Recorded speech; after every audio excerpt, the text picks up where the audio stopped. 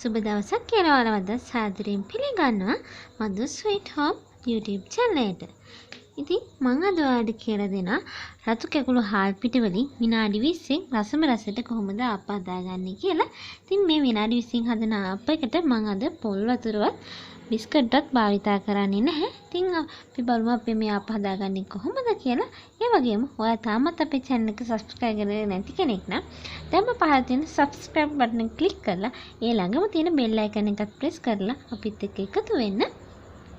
ඉතින් අද මම අරන් තියෙනවා රතු කැකුළු හාල් පිටි, මේවා තෙත හාල් පිටි, කෝප 3ක්, ගාගත් පොල් බෑවක පොල්, මද රස්නේ වතුර, බිත්තරයක්, සීනි මේස හැඳි භාගයක්, ඉස් තේ හැඳි භාගයක්, ඒ වගේම රස අනුව ලුණු. ඉතින් මම දැන් මුලින්ම කරන්නේ අපේ මේ ටිකක් රස්නේ වතුර එක මේ විදිහට දාලා මේ පොල් වලින් මිටි කිරි, දිය කිරි ගන්නවා.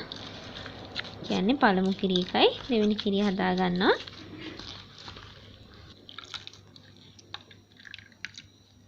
මම දැන් මගේ මිටි කිරි ටික මේ විදිහට කෝපෙට දා ගන්නවා.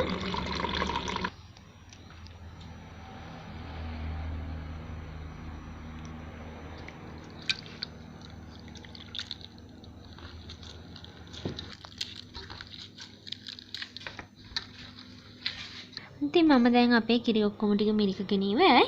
මේ තියෙන්නේ මිටි කිරි, ඒ වගේම මේ තියෙන්නේ දී කිරි ටික. ඉතින් අපි බලමු ඊළඟට මොනවද අපිට කරන්න තියෙන්නේ කියලා. ඉතින් ඊළඟට මම කරන්නේ අපේ මේ හාල් පිටි වලට සීනි, ඊස්ට් මේ දෙක දාලා මේ විදිහට හොඳට කවලම් කරගන්නවා. මේ විදිහට කවලම් කරගත්තට පස්සේ මම මේකට අපේ මිටි කිරි ටිකෙන් ටික එකතු කරනවා.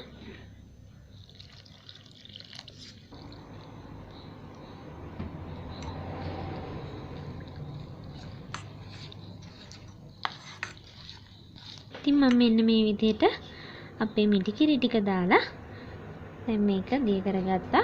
ඔයාලා මම දැන් මේක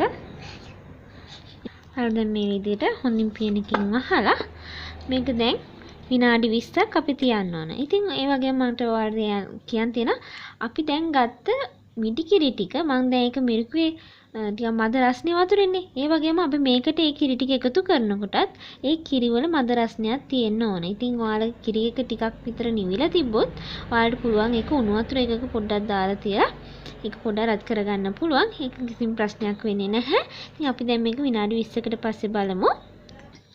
ඉතින් මේ තියෙන්නේ අපේ මිශ්‍රණය විනාඩි 20කට පස්සේ ඔයාලට පේනවා ඇති මේක බුබුලු තියෙනවා.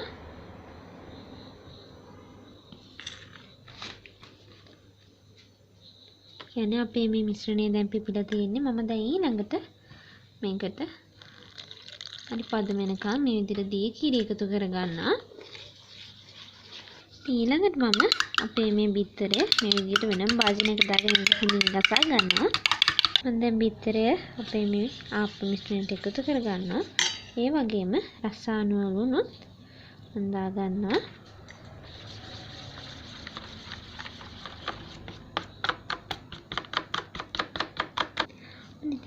ඉතින් අපේ ආප මිශ්‍රණය හදලා ඉවරයි. ඔයාලට පේනවා ඇති මේක ගොඩක් ඝනත් නැහැ.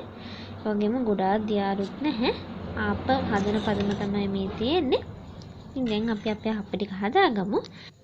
ඔයාලට බිත්තර ආප ඕන නම් ඔයාලට පුළුවන් මේකට බිත්තර තව අපි ආප හදන වෙලාවට බිත්තර දාලා බිත්තර ආප හදාගන්න. ඒ වගේම ඔයා බිත්තර කන්නේ කියන්නේ නිර්මාංශ කෙනෙක් නම් මම දැන් මේකට දාපු බිත්තරේ නොදැම්මට කිසිම ප්‍රශ්නයක් නැහැ. බිත්තරේ දාපු එකෙන් අපේ මේ ආප එක තවත් රස වැඩි වෙනවා විතරයි. ඉතින් අපි දැන් අපේ ආප හදාගමු. ඉතින් මේ තියෙන්නේ මම ආප හදන තාච්චිය. මම දැන් ඒකේ තෙල් ටිකක් තවරගෙන තියෙන්නේ. දැන් අපේ තාච්චිය හොඳින් රත් වෙලා තියෙන්නේ.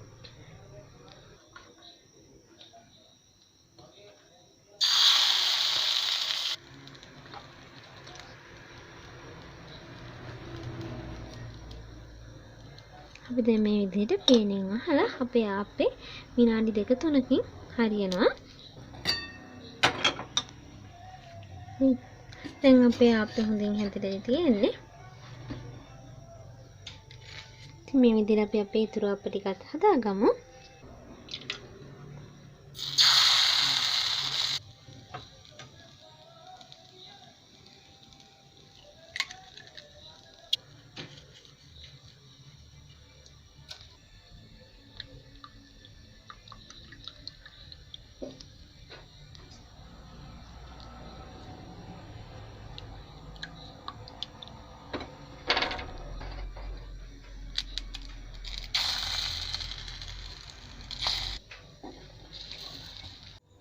ඉතින් මේ තියෙන්නේ අද දවසේ අපි හදාගත්ත අපේ රසම රස ආප ටික. ඔයාලට පේනවා ඇති. මම කිව්වා වගේම මම බිත්තර ආපත් හදාගත්තා. ඉතින් ඔයාලට පුළුවන් මේ විදිහට රසම රසට ආප හදාගන්න. ඉතින් ඒ වගේම අපේ මේ ආප්පවල වාටි මැලවිලත් නැහැ. ඒ වගේම ඒ ආප්පවල මැද උනත් හොඳට තියෙනවා.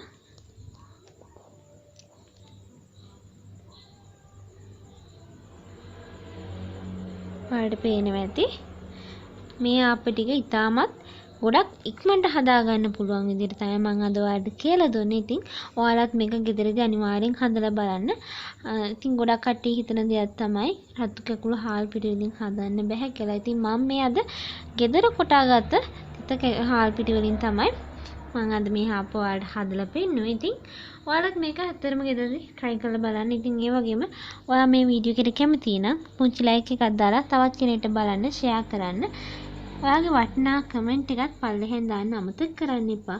ඔයා තාම අපේ channel එක subscribe කරේ නැති කෙනෙක් නම් පහළ තියෙන bell icon එකයි subscribe button එකයි ඒ දෙකම click කරලා අපිත් එක්ක මේ දැම්ම එකතු වෙන්න. ඉතින් මේ වගේ තවත් රසවත් වැදගත් වීඩියෝ එකකින් ඔයාලව හමු වෙනකම් ඔයාලට සුබම සුබ දවසක්.